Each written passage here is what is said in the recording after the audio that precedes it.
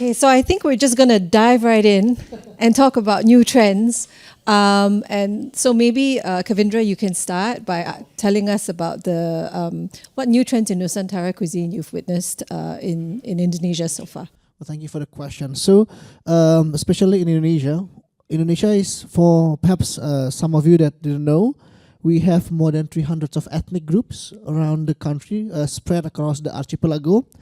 And funnily, actually during COVID, lots of young chefs that they study abroad and are working in some of the best restaurants in the world and Michelin star on the 50 best, they came back to Jakarta and to Indonesia, and then they start to realize what kind of cuisine that I have to cook. Then they see to themselves, they say like, oh wow, why don't I celebrate my own culture? So now in Indonesia, we see the rise of the local ethnic restaurants.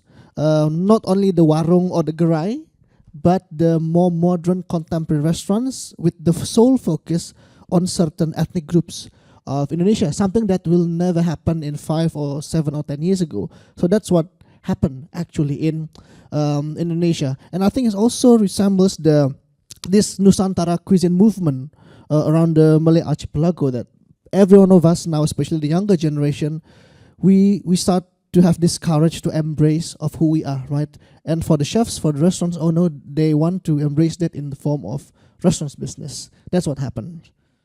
What about you, Hadima? Okay, I would like to start by talking about home cooking, because I think that the bedrock of Nusantaran cuisine is home cooking. And if we're talking about trends, I think they're all interconnected and we have to start from there. So in terms of Nusantaran home cooking, at least in a Malaysian context, I think that's been a massive shrinking of the recipe arsenal. And I think that's because of a loss of biodiversity, like this thing about, having over 1,000 varieties of ulam, and then now you have about 120. So the diversity of what you're making is also less. And then on top of which, there's been massive urbanization. So in Malaysia, since the 1970s, the urbanization rate has tripled. So there are lots more people who are living in city-centric areas, and that means that there's the loss of the kampong lifestyle. And the kampong lifestyle is very pivotal and central to Malay cuisine. And then also there's the breakdown of the traditional culinary system. So that was typically matriarchal, passed down from mother to daughter. And most women now, of course, work, so they don't have the time to make all these laborious recipes. So I think in tandem with that, you see that the recipe arsenal has been really as I said, rapidly shrinking. And I see like recipes like, so I learned about a recipe called kerabu bunga betik, which is basically a kerabu made with papaya flowers. And I only had it that one time, and I've never seen it ever since. And the person who made it for me said that in her kampong, it used to be something that was very popular, and now she hasn't seen it since as well. And it's very hard to find the papaya flowers to make this kerabu. So in tandem with that, I think there's also been a growing awareness among young Malay entrepreneurs, like restaurant owners, as well as older people who now realize that, with these recipes that they've been learning are fast shrinking. And if they don't do something about it, nobody will ever know that these things existed. So I see that as what spurred the growth in the past few years of the mid-tier Malay restaurant in Malaysia. So previously, I would say that a lot of Malay restaurants were the domain of the gerai and the warung. So there was a very limited market appeal to that because it was in more insalubrious surrounds. So I ate in a lot of gerais and warungs when I was in my early 20s with very good value for money. But then when you get a bit older and you want to eat somewhere a bit nicer, you may not go back there. So I think this mid-tier Malay restaurant has, in the past few years, I've seen a surge in these sort of restaurants that are championing the Malay culinary canon. So I've seen it with Chef Wan's restaurant. So I suppose he's started doing it when he's a bit older, maybe because he came to this realization that not many people are doing it or even aware of the recipes. And then also with younger restaurant owners like the two brothers who started Hening, which is in a renovated bungalow in KL. And so I think that this is a new way for people to enjoy Malay cuisine. And there's also Open House, which I wanted to talk about because Open House actually has a team of forages that travel around Malaysia, and they look for all these village ingredients and things that you can't commonly find. And they also work with the heritage department to revive all these recipes that are being phased out. So that's the second part of this wave. And the third part, I think, is in terms of the growth of the modern Malaysian restaurant. So that takes bits and pieces from Malay cuisine, not entirely from it, because it also alludes to Chinese and Indian cuisine. And so you might have like a dish that's like a masak lemak beurre blanc or a serunding with truffle caviar mousse. So I think it takes bits and pieces of Malay cuisine and reconfigures and reinterprets it. So it's this new breed of chefs that are really thinking outside the box, so reinventing the wheel as such. Okay, thanks. I think Hafiz will probably have something to add to that, right? Because what you're doing is quite along those lines, would you say? Yes. Hello, everybody. Yeah, my name is Hafizzul. I'm from Restaurant Fizz. I just want to take this moment to say thank you to Kir to organize Serumpun. I was fortunate to be at Serumpun in Jakarta, and there are people here from Jakarta. Says thank you for coming by to Singapore, and also to meet everybody here. So I'm going to make my comments quite fast. I think there's a shift to Nusantara right now. There's an interest of looking back to the past, and as a chef, we have opportunities right now where investors are willing to, spend and take what it takes to execute a Nusantara cuisine. There's two ways of looking at it. One, you go traditional, which is very expensive, very laborious. You need a lot of foraging. Foraging are not cheap because it sounds very cheap, but the transportation, everything else is very expensive. I'm talking about in a Singapore business standpoint. If I was in Malaysia, in Jakarta, Indonesia might be a bit different. But yes, there is a big shift to Nusantara cuisine.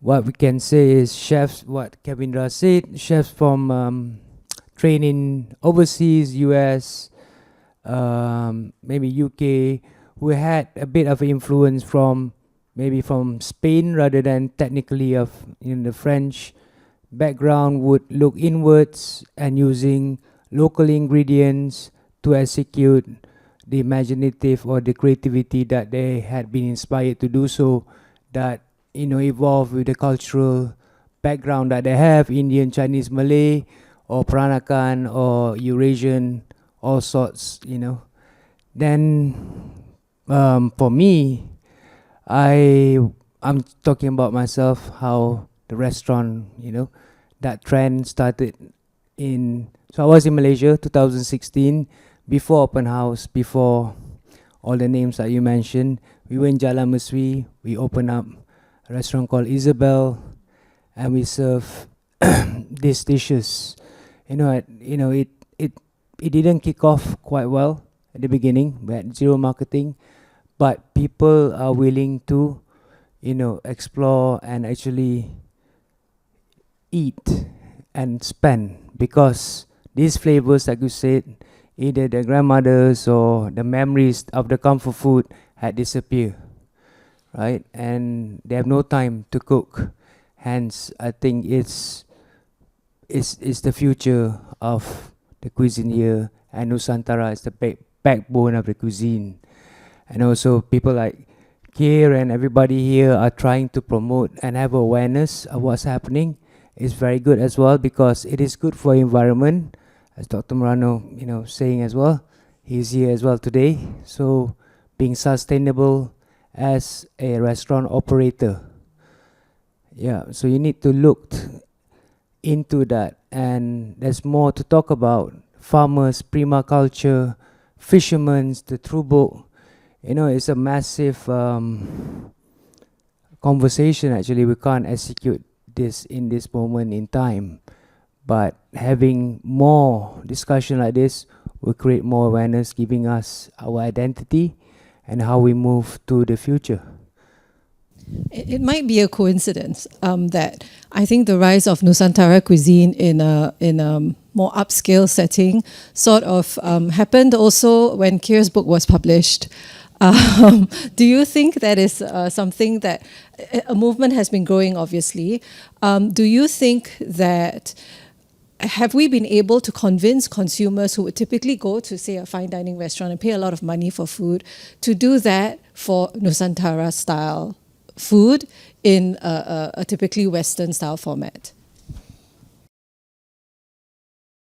So I think that's a very good question because that's the first thing I encountered. This is my first time as being a restaurateur, my first restaurant. So I learned a lot with this experience, not only writing about restaurants, but now owning one is totally different thing.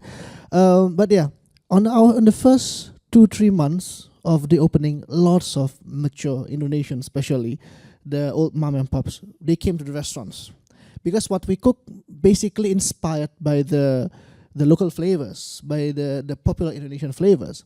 They were like, oh, it should be like this. If I want to eat rawon, I better eat rawon at the classic warung or as a gerai. Of course, yes, ma'am. I'll do the same with you. But what we always tell the guests this is a different way for us to interpret because we want to interpret the culture our own way. It's hard at the beginning, it's really hard to convince them, but at the end we are quite lucky because sometimes the children's that that finally like persuade the parents, like, hey, this is a different way of enjoying the food, right? They are not trying to eliminate the traditional, they just want to give you a different perspective of enjoying the other food. And with that, more and more guests, starting to realize, oh, what we are doing is actually different, right? Then we learn for the second season, we know that, oh, our markers actually, we love familiar flavor at the end.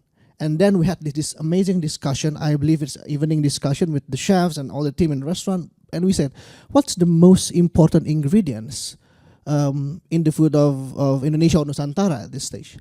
And then we come with this conclusion, it's nostalgia. Nostalgia sometimes is forgotten intangible ingredients.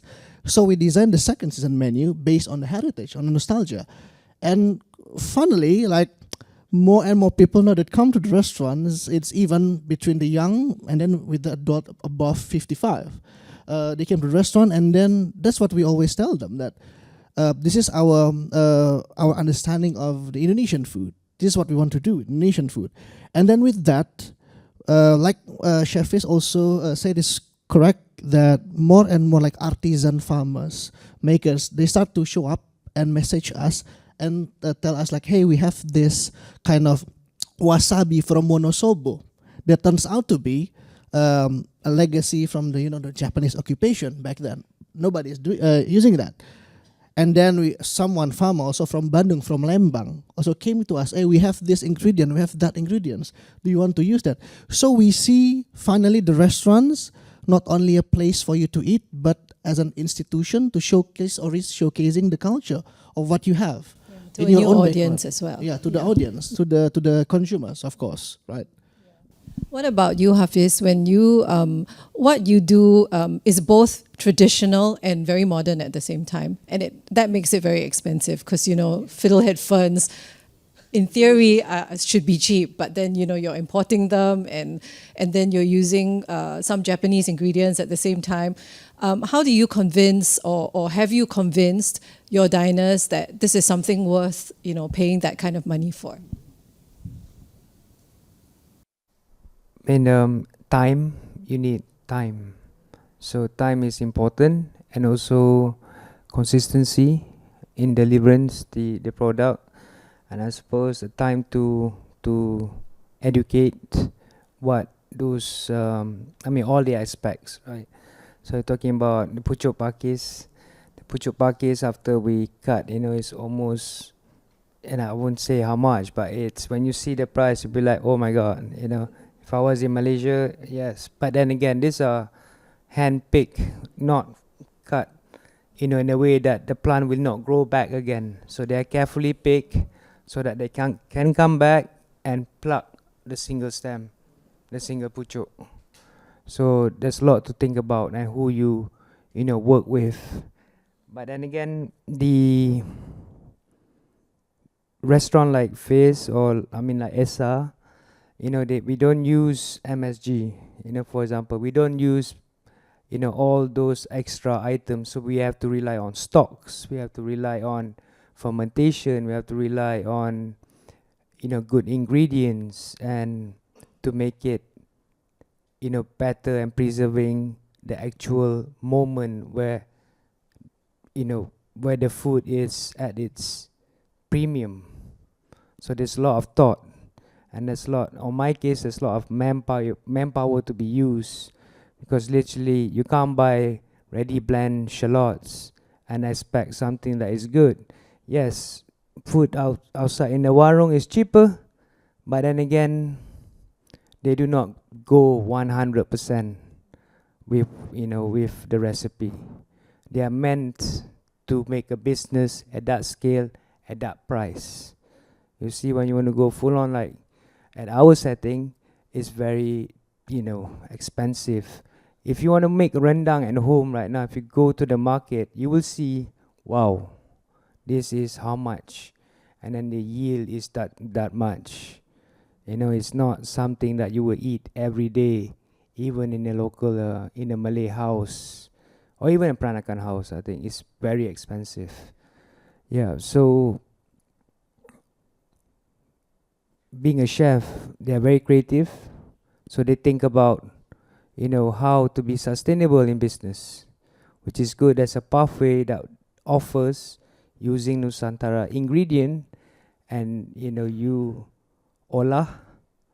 Olah means you what's the word in English? Olah, I think it's like you cook it or you utilize it. You use your creativity to create something new, but using the flavors that you have.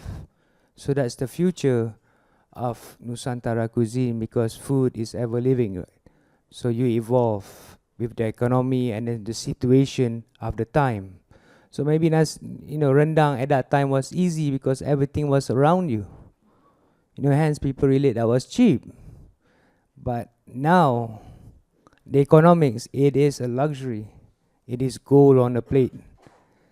So things are shifting. We haven't, I think, especially in Singapore, it's a new movement, and as you can see, the current state right now, it's not an easy period for us restaurateurs. So looking into Nusantara ingredient is very sustainable, and I think we'll see, local chefs are using, many flavors, to be Japanese, but using local local ingredients, and there's a lot of restaurants right that are popping up. And then kids these days are very creative. For me, I want to look at the past. I want to, something that I never took granted for when those people were alive. I was away. When I come back, they were too old, and I can't taste that food again. Which goes towards what we were saying what everyone else was saying in the earlier talks, right? That things need to be documented and need to be practiced in order to keep, to keep going. Yeah. The other thing is also that, in this sense, what is old is new again. Yes. But what is old that's new again is also very costly, which is why it's very hard to get people to come around to the idea of embracing this, but at the same time also embracing the fact that it's going to cost you a lot more than it did back in those days, right? How do you think that is something we can get around, or is that something that people just have to learn to embrace? Yeah, I think that's also a good question. I think when it comes to understanding, especially I'll do the case in Jakarta, for example, right? We are quite lucky that the movement of appreciations of local food culture is actually on the same movement with the appreciations of many kinds of culture, like fabrics, like architectural, so everything. And then at the same time, the artisan makers of batik, and then the makers of craftsmanship, the new names, they blossom up, and then they put not a cheap price. They put like a very quite reasonable, like a boutique price point for those artisan things like fabrics, and then like the craftsmanship, and then the whole generation starting to educate the whole market that when it comes to your own culture, your own identity. There's nothing cheap about it. It's about the value. It's about the thing. So that common knowledge about value, how you value your own culture is not only happening in the food scene, but also in many kinds of creative economy scene now in Indonesia, and it helps actually. It helps a lot as restaurants. That's why when ESA opens, it's only like 1 month, 2 months. The older generation ask about it, and after that, they ask no more questions about why it's so expensive. Why is that? No, they just accept as it is because they know it's now the value of culture. Is they need to value culture more. So I think we are quite lucky. In our hometown, we are living in this kind of movement, right? For example, there is this new movement where there is the rise of new batik designers, the young batik designers that sell their clothes for like 20 million rupiah, or around, how much is that? 1,800 Sing dollars, right? Back then, not many people gonna buy those kind of things. Oh, batik, it's not that costly, but now people are brave enough to say, hey, this is your own culture. Why don't you why you value other luxury items that's expensive, but your own culture is not? So we're quite lucky to live in that situation now in our hometown. Okay. Yeah. In Malaysia, you were saying that the restaurants tend to be more mid-price, right? The newer restaurants. Is there acceptance? Is there more acceptance there? Do you think? I think this value for money proposition is very interesting because it, I think one of the post-colonial effects was this culture of mengagungkan budaya barat. So this thing about the Western culture is somehow superior, and you're willing to pay for that plate of spaghetti or whatever it is, and you don't question the 30 ringgit or 40 ringgit that's ascribed to that. But in the same vein, if it was a plate of prawn fritters or something, you would be like, but why would I pay, that much? And so I do think that there has been some initial reluctance, or at least people, because if you ascribe a lower value to something, if you went to the gerai and the warung and you only paid like 5 ringgit for it, and then somebody says to you, you have to pay 40 ringgit for it, then yeah, I do think there's that initial reluctance. But as Hafizzul said, there's a lot of work and thought that goes into it in terms of the sourcing and the preparation and things like that. So I think gradually the thinking will change. And the other thing is the shrinking recipe arsenal. If you don't have access to it, if your grandmother or your mother or somebody in your family is not making it, the only way you can access it past a point is through these restaurants. I mean, they become the vanguard of all these old recipes, even if it's in a new mold or a new guise or reinvented. That's the only way you can get it, right? This trace of nostalgia that you were talking about. You at some point, that's where you're going to find it. And the price of nostalgia, you can't put a price on it, so you would pay for it in the end. Okay, thanks. Does anyone have any questions for the panel? Christmas comes early. One of the things that I've noticed really throughout the world is that there is a really important movement toward trying to use local resources and local products to create what I guess would call indigenous cuisines. We just were back in where I was teaching in Minneapolis, and we have a number of American Indian chefs that are now using. That are now reviving recipes, reviving cuisine based on American Indian products that were available before the expansion of Anglo-Europeans into that territory. A few years ago, I was in Australia, and I went to several restaurants where they're using. Where they're serving wallaby and kangaroo and various kinds of birds, wild birds that had not been used by the English settlers for food, but were commonly used by the Aboriginal people in Australia. And I'm wondering if this is when we're talking about when we're talking about Nusantaran cuisine, whether we're talking about only about refined, refined kind of high-end sultanate cuisine, or whether we really are talking about a revival of tradition, a revival of traditional cuisines that had never been really commercialized before.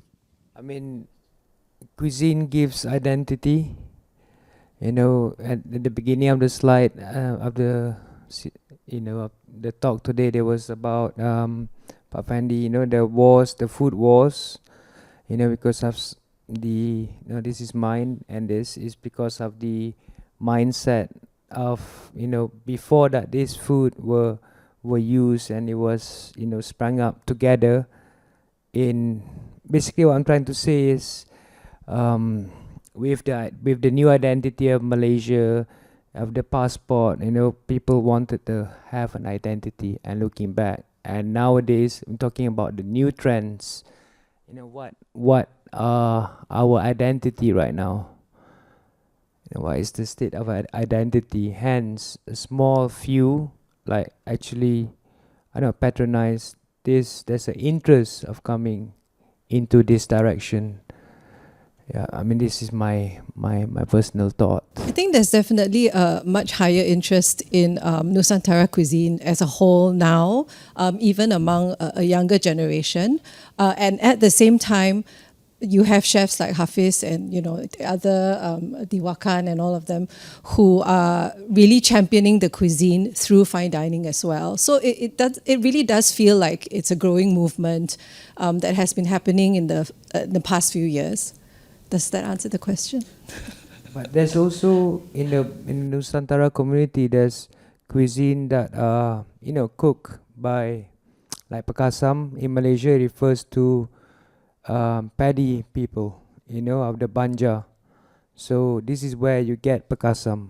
This is their tradition. But if you live, say, in Kuala Kangsar, Kuala Kangsar was a tin mine area. The cuisine there, it's like no other in Peninsular Malaysia in terms of Malay. And then you got Malacca, Negeri Sembilan. So they all have that characteristic and where the Sultanate comes from, So they are bangsawan taste buds, and then you have all these layers of the Nusantara cuisine. And if you're not so sure, you do not understand this, it might be confusing.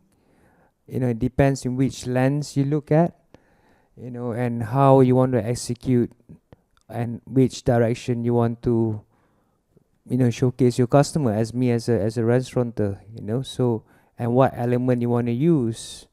Say for me, I use, mangrove, wood fire, for a certain reason, for a certain taste that gives Fish Restaurant an identity, for example. And in the mass, I suppose it's kind of the same.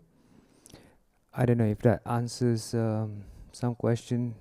Do you, as a restaurateur, do you see yourself as part of a worldwide movement, or do you see yourself as working within a local tradition? I don't think that big. Right now, it's just me looking inwards, and I completely put on blinkers at the moment, and just looked into, what I feel and what surrounds me, and what I have lost, and what I want to gain, and what the story I want to tell on each plate and on the ingredients. It's a celebration of old and new. Like you were saying, I suppose with the economic of the world, because we are in the same system all over the world. Hence the movement, I suppose, it's growing all together. Yeah, I think I want to add something to that. I see this. I seen this. I think exhaustion for the local chefs, especially around the region, that says enough is enough. What I mean is that is for many years we always championing the, like you say, like the more foreign, the budaya barat, and then if we see that this, even in early 2000s, the Nordic people, the Nordic chef, they was like, okay, enough is enough. Let's Denmark, Finland, Sweden, let's made into one as the Scandinavian food movement. And then we see on the Latin American food movement, right? Like, okay, enough is enough. We are one. Let's put forward our similarities rather than our differences. And I think that's also what happened now, currently in this region, on Nusantara, on the Indonesia, Malaysia, Singapore, all the area. They said like, that's it, enough is enough. Let us move forward together as one. We have more things in common rather than more things in difference. Let's move, especially as a restaurant, as a chef. And like Fish said also, let's see inwards what we have in our own backyards. Let's stop, messing around with our neighbors' kitchen. Let's messing around with our own kitchens in a good way. Like, let's play around with the ingredients that we have in our own kitchens, right? So I think that's what we see happening now within this region.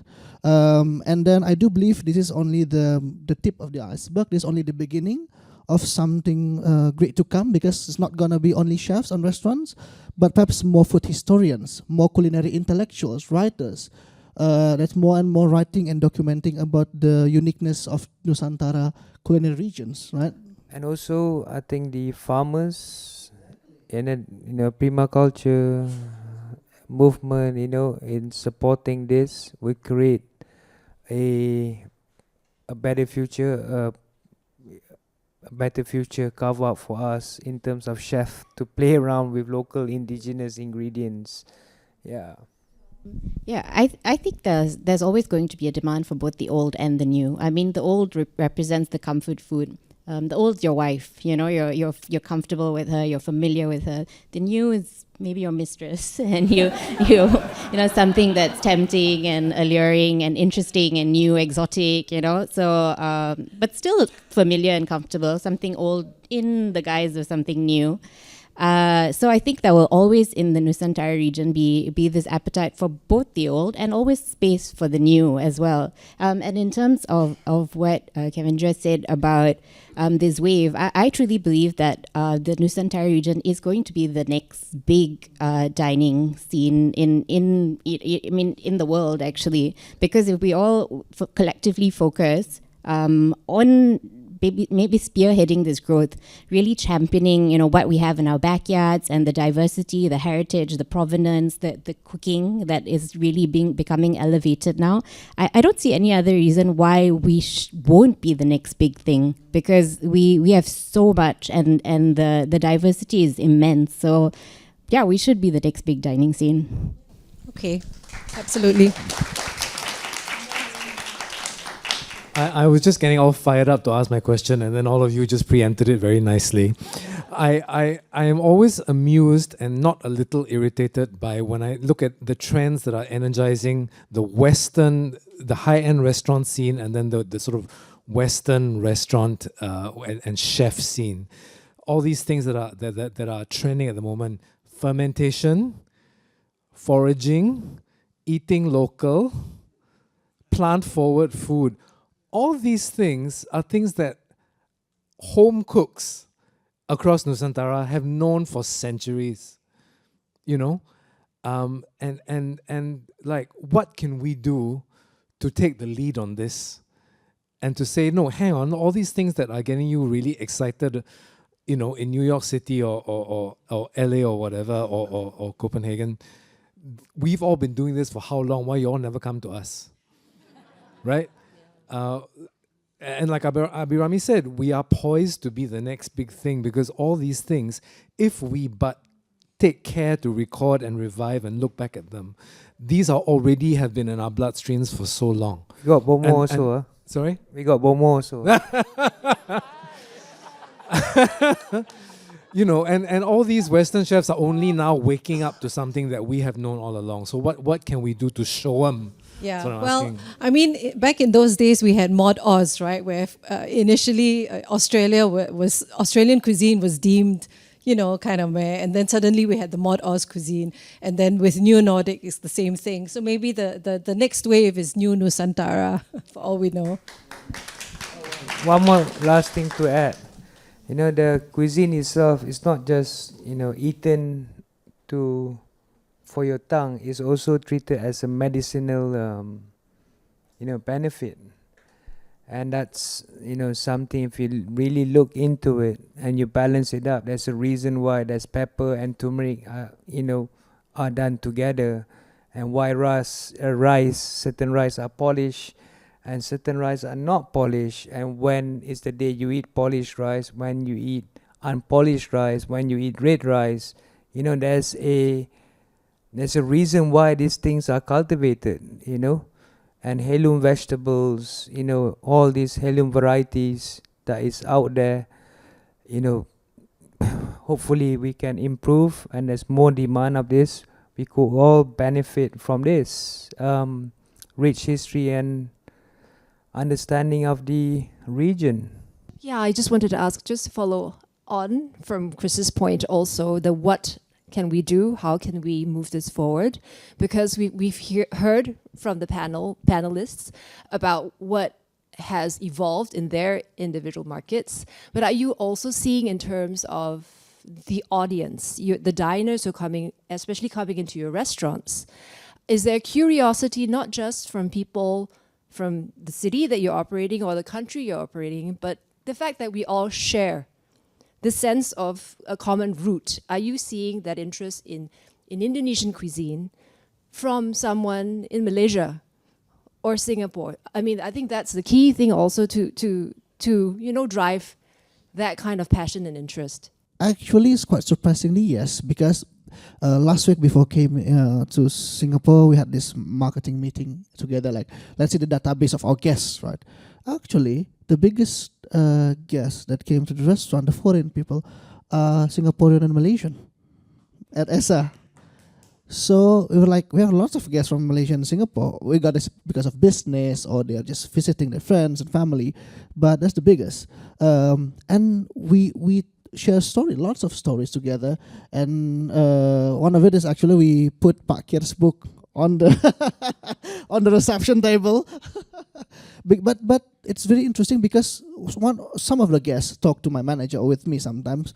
We're like, oh yeah, we have this kind of flavor profile. It reminds me with this kind of gulai that I have back from my hometown. It reminds me of this kind of food. Although it's all inspired by Chef Aditya's background, nostalgia. That's why I see like, oh, it's really interesting. It's really powerful how nostalgia actually cross borders, right? It makes someone from other part of country feels like it trickles back something that reminds them of home, like what Tofa said about the Japanese that reminds with the what is that, the sambal tumis udang. So I think that's what we have here, and yeah, luckily in ESA we have quite a Singaporean and Malaysian guests, lots of them. Yes, I've noticed that about lots of Singaporeans going to Bangkok to experience this sort of fine dining with a Thai influence. So I'm sure that's happening across the region. Do you guys want to add anything? I mean, at Restaurant Fizz right now, the audience, it comes mainly is local, and also slowly we're getting from the Orient. They come over and they enjoy the food, but these are mature palate. They appeal to mature clientele. So with a reference point of a certain reference point. So that is the thing that I think in a way there's a shift moving forward too.